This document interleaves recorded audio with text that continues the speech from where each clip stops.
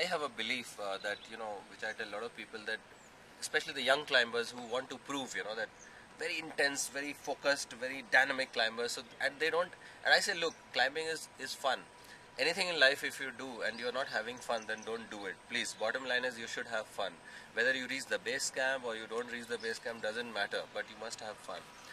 But they take it as a competition. They think that they have to prove themselves as a superior to nature, which is like impossible, okay? So I tell them, look, there's a saying called that summit is important, okay, but coming down is mandatory. That's what I say. Okay, summit or going up is important, but coming down is mandatory. The second thing which is very important to remember is that mountains will always be there, but will you be?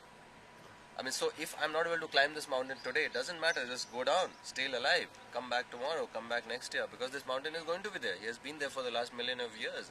He'll still be there. So what is I'm trying to say is that I worship life, and most people think that I'm very suicidal, that I'm actually trying to kill myself. But no, I love life. I mean, I love the fun of being alive, and I'm up there actually having a lot of fun, which you guys are missing out on actually. So.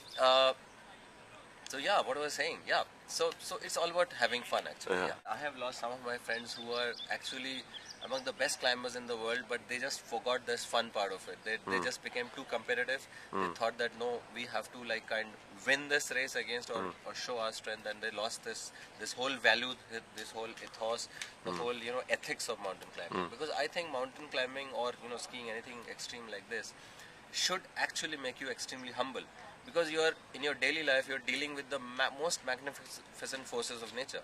So I often give you a quote, and I'll give you this quote. This is my original. This is what I always say in my talks, that mountains give you two very different aspects of life.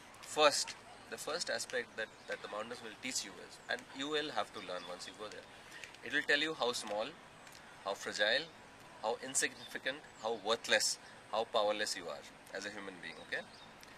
But on the other hand, the second day, the mountains are going to teach you how strong, how limitless, how powerful, how infinite you are when you want to be. That is the key word, when you want to be. If you don't want to be, you will never be. But mountains give you these kind of challenges where you will start asking, can I do this? Can I go beyond this? Can I survive? Can I go through this? And believe me, you can. Mind and body, I would say not body, but mind has absolutely no limits. At least I am yet to find it.